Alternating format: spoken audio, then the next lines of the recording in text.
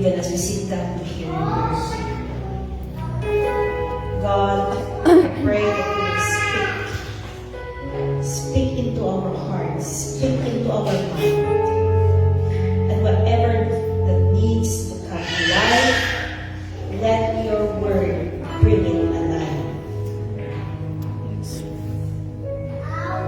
And whatever needs to be corrected in our hearts, let your word correct us. Because your word, it is an active sword, double-edged sword, but it can also heal us. It can encourage us. It directs us. It guides us to the right path. We don't want to be lost. We don't want to be walking in a road, in a road that does not lead to you, Lord. But we would like to do your will. We would like to walk in accordance to your will. So allow us to understand your will through your word, God. Speak to us. Speak to every soul. In Jesus' name. Thank you for the healing. Thank you for the salvation. Thank you for the deliverance. And all the blessings that you have prepared for us today. Thank you because there is encouragement in the fellowship of your people, God. Encourage every soul, Lord. Encourage us. Strengthen us with your word, God. Strengthen us. Hallelujah. And even your servant. I am just your servant. Hide me in your cross. That you alone speak to every one of us. Thank you in Jesus' name. Amen. Amen. Amen. Okay, we can take our seats.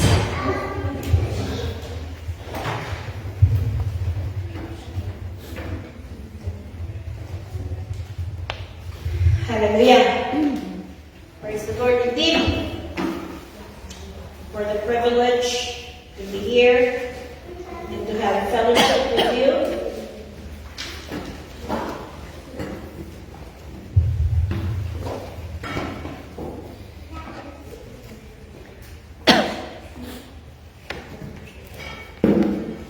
We have asked that the Lord will expand our territory. And the Lord has answered us. As the Lord is answering our prayers. That's why, indeed, talaga, once in a while tayo nakikita. Amen. And we should not be, the more that we should be encouraged. Lalo na kapag hindi na tayo nakikita. Ano ibig sabihin nun? Dumadami na talaga ang trabaho ng Panginoon. Amen. Our absence does not mean, especially if you're in the vision. O ngayon, naka-mission dalawang couples dito. They were sent for a mission. Our absence does not mean discouragement. Amen. The absence of one another for mission means we need to go more. Hallelujah. Amen. We need to seek more souls. Para naman malagdagan kayo. Ang question ko, when was the last time na may bagong na ilagdag sa atin dito? Sa North. Mag-history kayo. Go back. I'm going to challenge you today. Amen. I know we've been talking about evangelism. I can see the reports. It has been taught. It has been spoken. And I think we need to hear more. But not just to hear, but to really put it into our heart, the heart of Jesus. And for us to be compelled, na tumakder. Wala Tagalog na Tagalog. So I can speak in Ilocano English. Na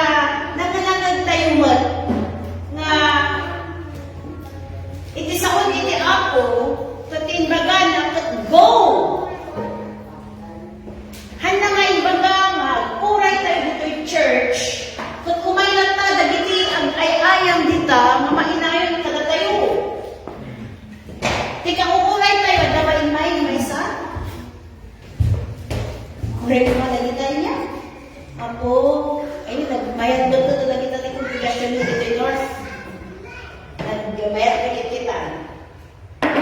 Na itan tayo ta alam tayo evangelizing the Jesus way. Evangelizing the Jesus way. Ano yung way ni Jesus Christ? How did Christ live His word of evangelism? His command of evangelism. Kasi evangelism is the command of God, right? We all know that evangelism is spreading, sharing the word of God. So how can we evangelize the Jesus? How did Jesus evangelize? Very short ito. In Matthew chapter 8,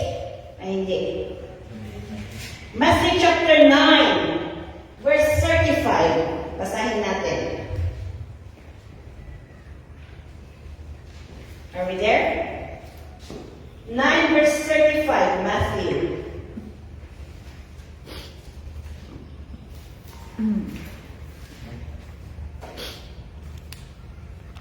You know, the more I talk about this, the more I speak about evangelism, the more na pagtungtungan tayo ito eh. The more kasi nga ibaga-baga, kapay evangelize, the more idong is nga naman isang makapakay kay Northern rumwara nga apan at kita di mabalin nga kasaong. Ibaga-baga tayo, tapos saan tayo maaramidan, diba? So, masamang ibaga tayo, aramidan tayo. Amen? In verse 35, Jesus went through all the towns and villages, teaching in their synagogues, proclaiming the good news of the kingdom and healing every disease. So dito tayo makita ni Jesus mismo na nagpuuray ka dagiti tao, but napan-isuna through all the towns and villages. And remember, at that time, wala pong Toyota, wala pong Honda, wala pong Suzuki. Ano ang meron? Saka Mobile. Ano pa? Donkey Mobile. Ano pa? Bota Mobile. Boat.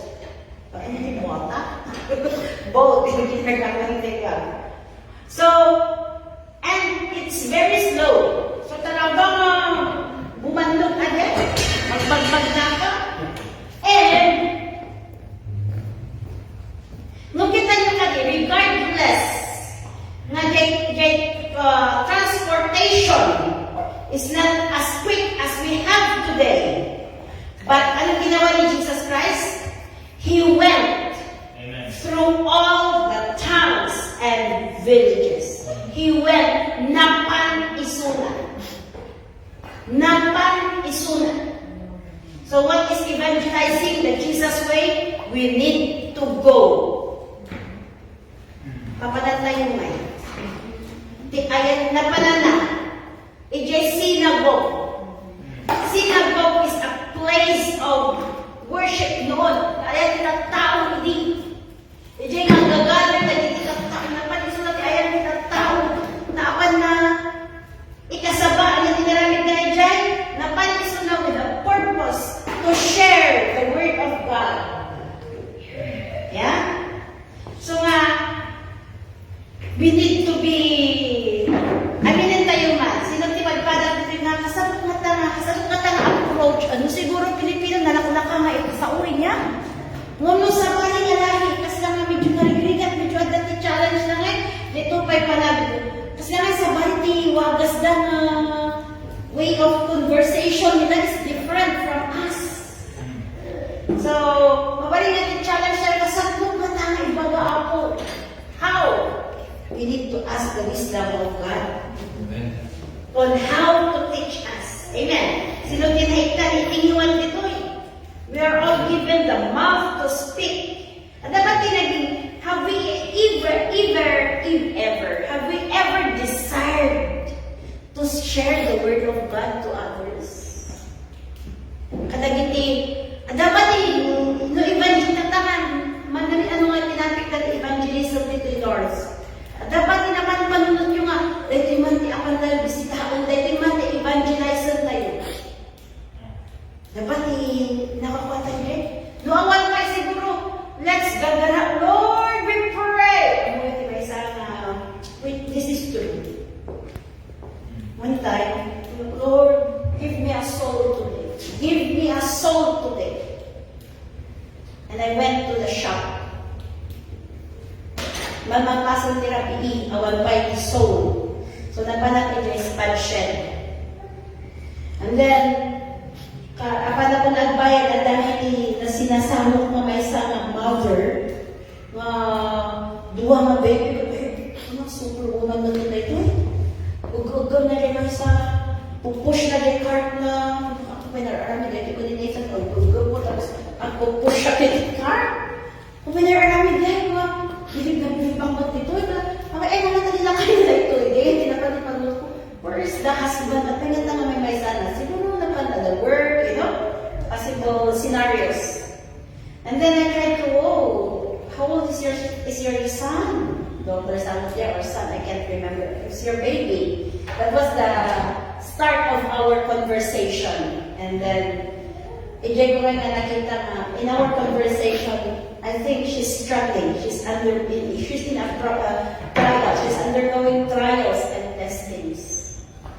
But you know what? I missed the opportunity to share the word. Pinaka-idea. Grabe di ba ba?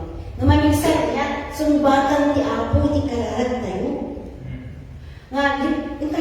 Lord, give me man, ito susunod na evangelism, give me a soul then to evangelize.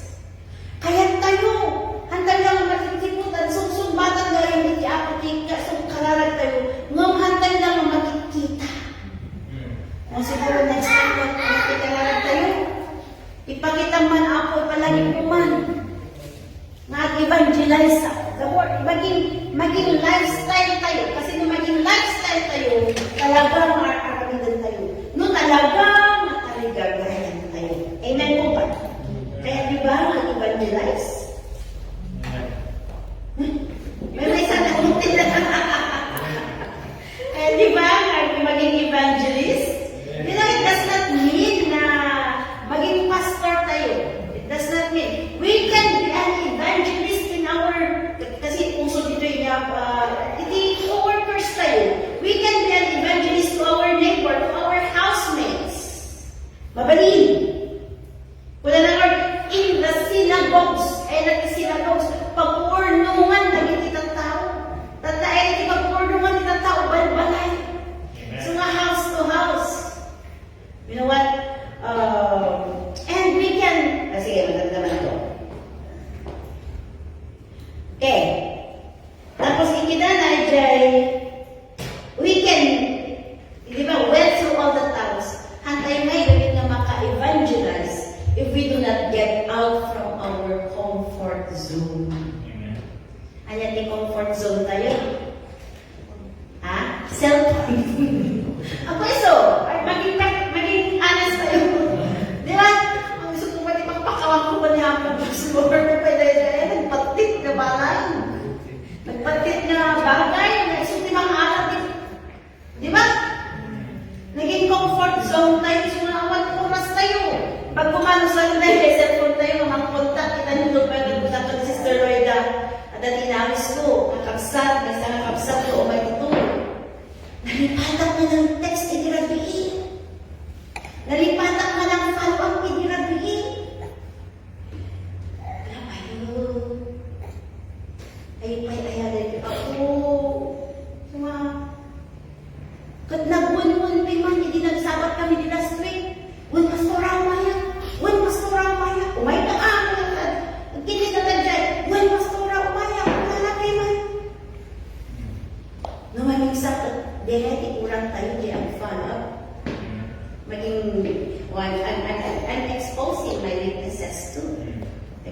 kurkurana. Kababain man, agadahan tayo. Adamang pasok ikad di ako nga sabaton tayo mo. Araramidan tayo ba? Igdiyan tayo. Pinasabat na imbaga ko Lord, buwan, umaya, kuna na biman. Naminalamig ko ba? Igdiyan ko. Payutat tayo lang manalagit. Diadak dito eh. Tapos awang pa lang load yung cellphone ko. It will be too late.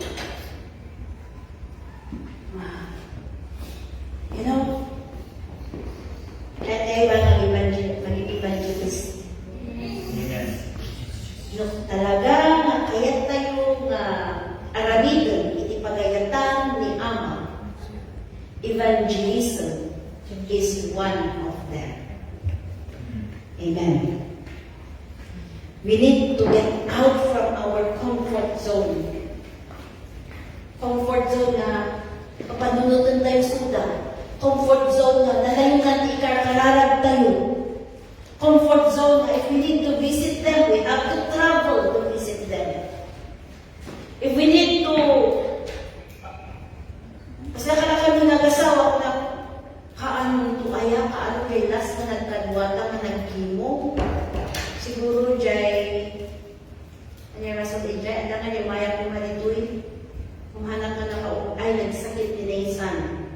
Siguro jay time na nagsakit lang ni Nathan. So nga anak, nagstay ako in Northam. But comfort zone na agsisina kami. Discomfort na agsisina kami. Maisakripisyo nga lagi dyan. We need to get out from our comfort zone. Jesus got out from his comfort zone. Walking from town to town, villages to villages. Ano pang ginawa niya? Okay, verse 36. Evangelizing that Jesus when he saw the crowds, he had compassion on them because they were harassed and helpless like sheep without a shepherd. He saw the crowds. Nakita niya yung mga tao. Nakita niya yung sitwasyon ng mga tao. Naman yung sakit, kita tayo lang nagkita tao nga, wow, welder, or wow, ano ba? CEO ng isang company, or wow, FIFO, or wow, miner, or yung kita tayo nga, we do not see them, nga kita talaga inside their spiritual state. Makikita na they were helpless and harassed. Actually, lagi na makikita tayo na kita na tao nga agay-ayam, they are strong enough, natigsada nga agay-ayam. But what? Ano talaga makikita yung kanya?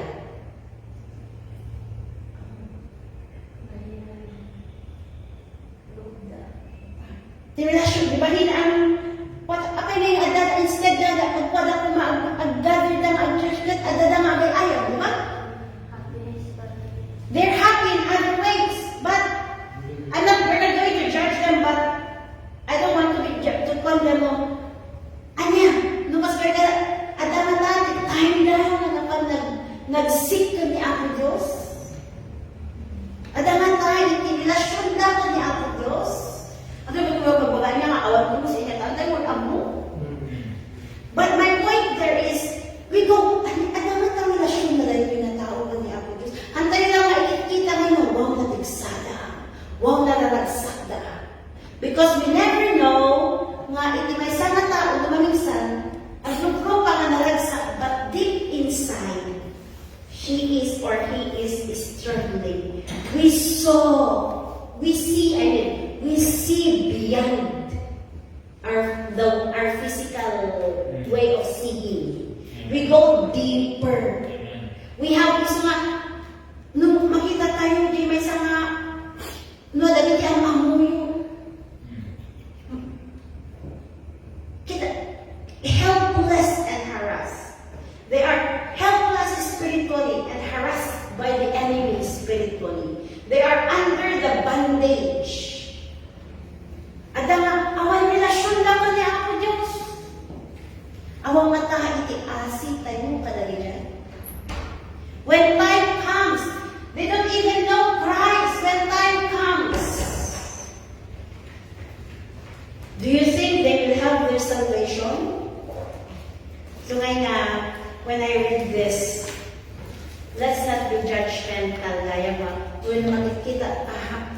talaga nga, oray makikita tayo nga naragsak ko na, ada nga kang relasyon na rin di ako.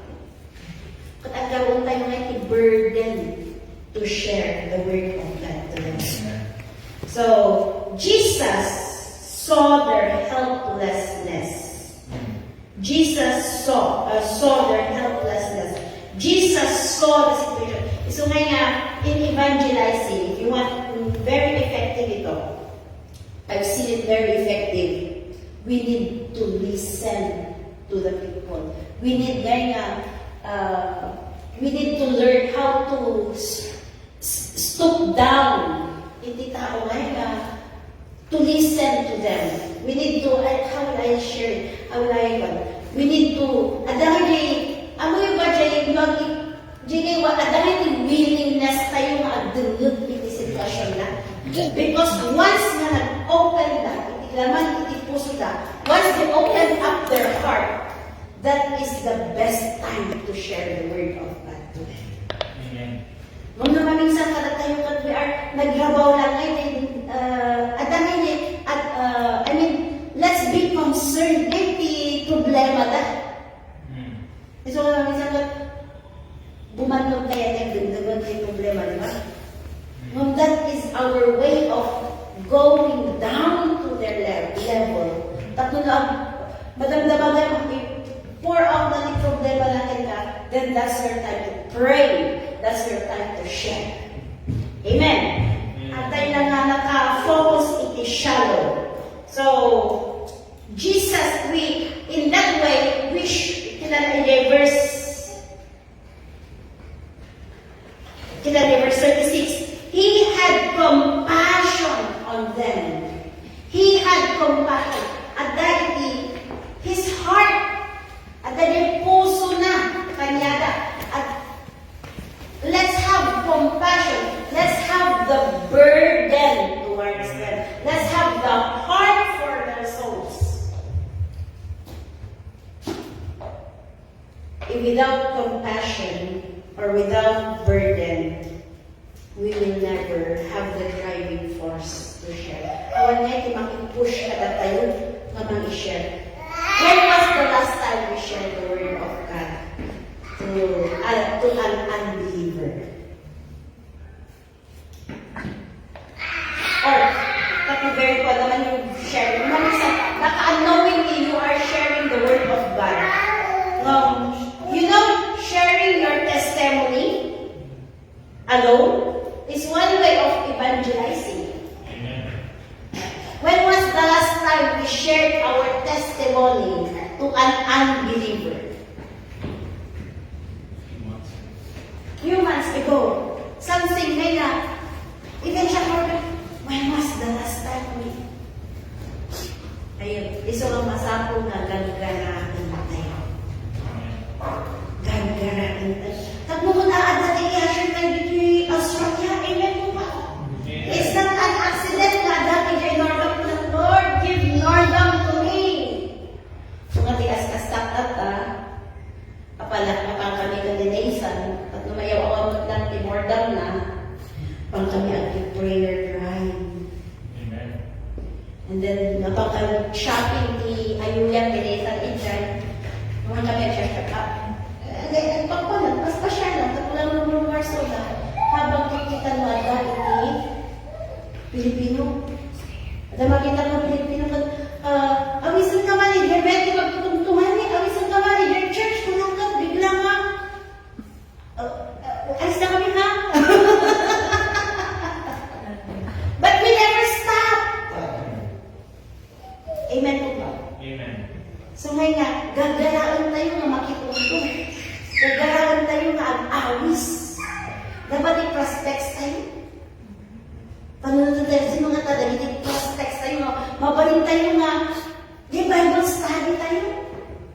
Bible tayo mga dali. Bible tayo mismo baka mabalin i-jay na. At dati, kakadwa tayo dyan. Hindi mo mapapali ang believe. Amen. Amen. Yeah. Hindi mo Bible study ang believe. Amen. Time will come. Do you believe that time will come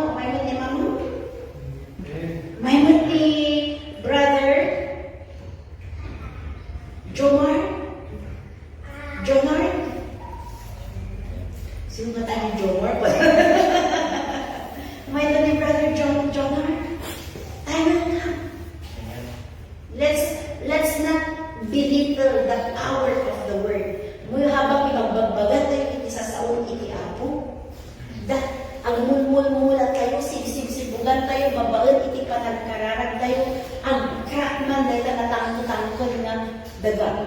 Muyo, di ba, di ayat tayo, which is a bad news nga, gapo di sobrang natudot at magubuho, dagiti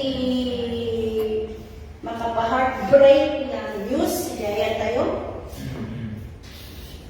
Spiritually, magta sa heart, iti puso. No, masibsib-sibugan, ti may sama puso, lumog, no, ilimot na, hindi natangkyon na puso. Kasat mo, hindi pa nagsibog, panalibaga, iti sa saon ti Apo, panagkararag, kunay jay. Psalms 126 verse 6, Psalms 126 verse 6. Those who go out weeping, carrying sinful salt, will return with songs of joy, carrying sheaves with them. Those who go out weeping and carrying songs with them, bagiti ang kararag, ang magiging-kararag, iti kararwa. Powerful man na, let's not give up praying, crying, at mag-isangit, iti kararwa. Numan iti kabsat tayo, kaya naman, isangit tayo. Numan lagi, ang ako tayo dito Pilipinas, dito Australia, kung ano naman, isangit tayo. Bagiti ang awis tayo, awis. No handa mo ko may, let's not give up, mga mag-isang sangit kanyada, kung mag-aw-aw, awis kanyada. Tayo will come, ang subliga ka no, tayo will come, you will reap what you sow. Amen. Mas sumibog lang. When I was in 15 Ashburton Road, Jay Gosnells, nagmulaan. Nagamin niya space ijay nga pagmulaan, naggargarden ng puno. At dati mula ka seed. At dati kasi seed, nagsasabay kayo ang sabay na seed. At dati eggplant, at dati pa. At dati mula ka seed na hinmupo dagos, nag-sprout na dagos in a week. Nag-crack ay seed. Ay, di ba makita may seed na nag-crack? Nag-crack na dagos in a week. In few days. At dahil may sana, the eggplant sa among dayay, apay na nagbayag, silip-silip ka, nagbayag, inapan may sana bulan. Ang huyok, unexpectedly, nag-crack katimubo. Jay time nga hapong nga in-expectar, jay na tinubo. Kaya ka na-encourage. Spiritually, it's like that too. Kasi nga, isang anday nga, ag-uma, mag-karara, anday mag-uma, mag-awis, anday mag-uma, mag-share sa saudi ako. We never know, ang-crack to dahil ka unexpectedly. Wala nang to ay naman din address the church, yun ta umaya. Pagdunod ako na yung anday dito yun, kitikan nyo ka dito, we're together again. Same face. Just Christ. Tapos may baon pa yung hanggang division. Ang kaya ka nga, di ba mas maka-encourage ka yung lapon mo, dahil katugtugaw tayo. Amen. I would like to challenge each one of us nga to go out, to really go out, to really put into heart that we man panag-awas tayo kanya, dagiti lost souls. Kung adat, may sama na iyak, dakong kaya ka-encouragement diyan. May sama pa niya, dakong man nga encouragement. Never stop praying. Amen. Ang gusto niyo, ang Bible study, no kayo can open. Ang Bible study tayo, ayan nyo. Ang Bible study tayo, ayan ni. May nag-Bible study tayo, ayan ni. Yang sige, Bible study ni Avili. Punang ka na giti South, Iman. Di ba nag-celebrate tayo every Friday? Napapaparehas kayo nit na magsasabat. Di Bible study. Kasi nga mag-defeat their purpose. Tako na tayo mausalit tayo ma-celebrate. Sino nga i-celebrate yun? Pagpapaparehas nit lang, adamot na tinitisi tayo. Let's use it Friday. Nga panang bisita tayo, gagaraw tayo nga bisita ang nagijay.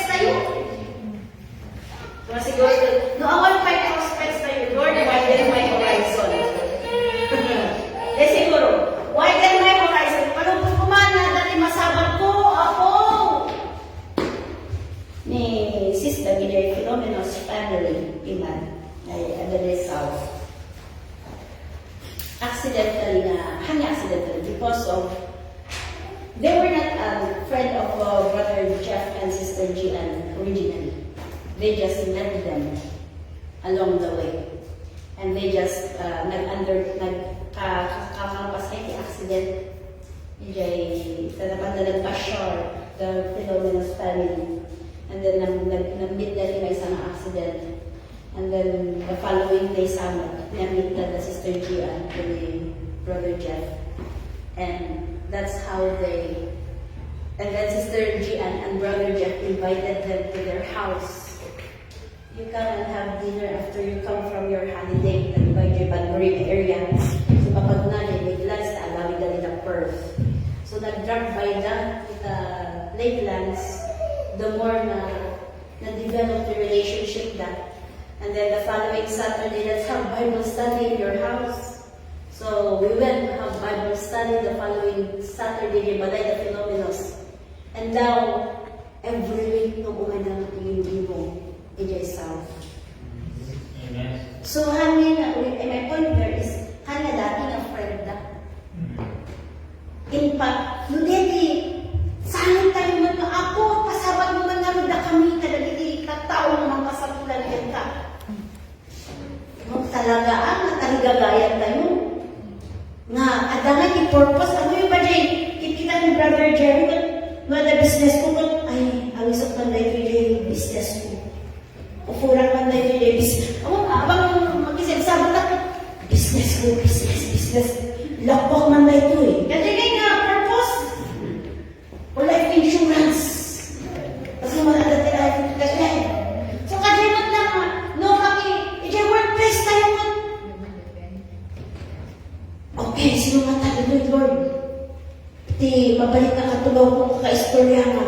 Mabalik ko nga sa uwan, ibagay sa sao. Adangan, i-purpose tayo mag-iama ko. Nung ako yung ba, mamuray dati, purpose na behind. Haan na negative purpose sa bali, ba't yun na mag-iama mo ako, tapos na sa bali yan. Praise the Lord, kasi purpose tayo, katbiyan. Amen. The purpose tayo katbiyan. The purpose tayo kat positive. So, maging integrated ka na tayo evangelists because we are all evangelists. Amen. We are all evangelists.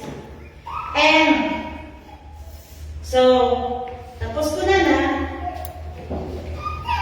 Then he said to his disciples, verse 37, the harvest is plentiful, but the workers are few. Adong daya, hindi pa. So nga nga pastor, di makarami dito, agkurkurang, iti mang ibagay, isa sa uli, iti ako. Agkurkurang. Ngam adong daya, adong daya, tikar kararwang, na magbalik na may bagaan, isa sa uli, ako, magkurkurang, iti So nga muna na yung verse 38, ask the Lord of the harvest therefore to send out workers into his harvest field. Ask, pray. Importance of prayer. Baka magkararag tayo magkararag. Si kagaya, isumbat, ikararag. O yun, dihan kami pa na nag-commission na pastor. Agibaw kayo man, iti pastor yun man, agibaw kayo man, iti pastor dito Australia, agibaw kayo man, pastor dito Australia, di kinatanahan yung dinadaw-daw-dawatan. Di kararag ni, naging pastor, taga-Australia gaya. At sumatakta, at dati umay, but to just visit, not to really, unlike before, that they would really stay here, di ba ba yan? So, kasi niya, makadatayin mo ng bayan sa batik kararag niya. Na maging speaker of God's truth. You know why? Why does it need na ma-share isa sa ulit ako? Why does it need na masapang maibaga isa sa ulit ako? Because faith comes by hearing the message. Natatagyan ito tayo.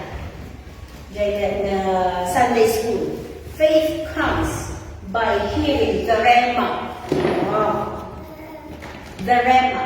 When people, kasla hindi ko ay no timbangan,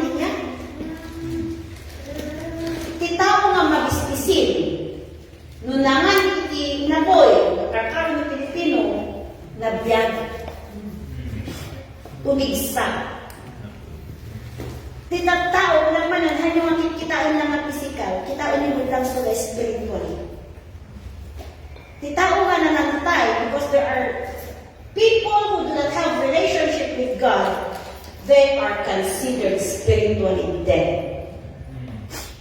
We have, that is, it says in the Word of God. Kung nuhaan na nga, dunggan sa saon ti Apo, kung faith comes by hearing, kasat mo dahil na mabiyag. Iso nga no, ada naging opportunities.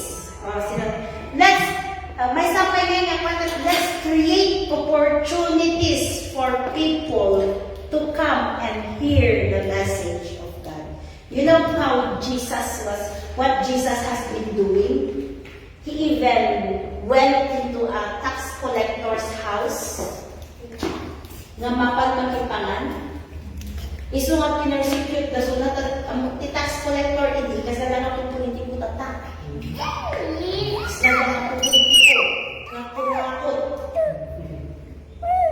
Kasi, wala. So, no sika iti may sama pastor, ay may saka ka siguro nga, may saka nga Kristiyano, I mean, tapos mapagkamakitugtugaw ka na ginay kukurakot. Kung nang may magigiwag baga, kaya advice ka pa yan, nagiti kasama-sama mo, nagiti kukurakot, nagiti mga iti baknang ni bayan. Nung ni Jesus Christ, He made that as an opportunity for Him to share the Word of God to them. So, naadda iti opportunity. No wonder that ikararag ni Paul, pray for an open door for me to share the gospel. So we can create open door. Mabalingan nga, ano ba nagiti? Mabaling nga open door. Mabaling nga coffee. Awisan nga ang coffee. And then you talk to him or her. Dili talaga nga mag-isa mo ka kanya na nga heart to heart. And then that's your time to share. Gagara, di ko lang heart na tayo nga, gagarain tayo ngayon na sulutan tibiyag ta. Haan lang nga rin, how's your work? Good. Very shallow din ang conversation. How's your holiday? Good. We can start from there, but let's go deeper. How's your family? Oh, my wife is there. Oh, good. So everything all right? Malay mo, bigla nga, no. Actually, I have a problem. Maminsan kinabisbisi tayo nga na ado-ado naging pagbisbisiyan tayo but we do not have time to listen to them. But with Jesus, tiwagas ni Jesus Christ, He saw the crowd. He went deeper. Amen. He saw how helpless they were. He saw how they are being harassed. He saw that they are sheep without a shepherd. So, let's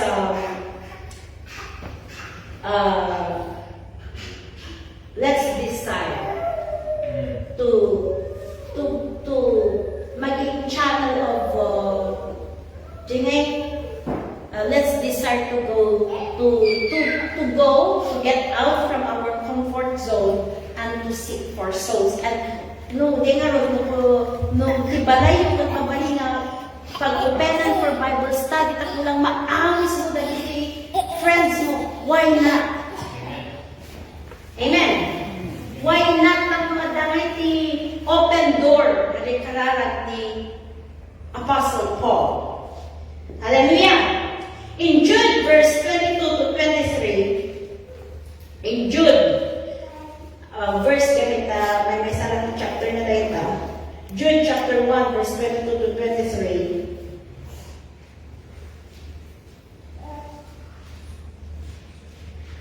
When do we have to snatch the latoy? Be merciful to those who doubt. Let us be merciful to those who are lost. Let us be merciful to those who do not have any relationship with Christ.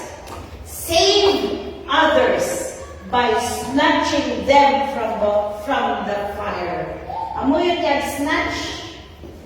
Wala ka nga, per saon nga guyunan. As much as possible, talaga uray ng Madina, buhin ko man yung iba, uray ng Madina, talagang masapong guyunan tayo. That is snatching. Snatching where? From the fire. Amen. From the fire means people who are heading towards hell.